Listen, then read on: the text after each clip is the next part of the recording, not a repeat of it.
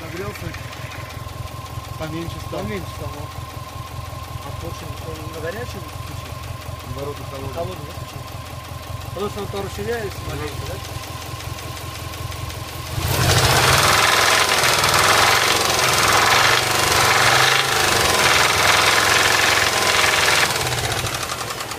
Поршень, да? Ну и все. Закрываем. Мотор на капиталочку.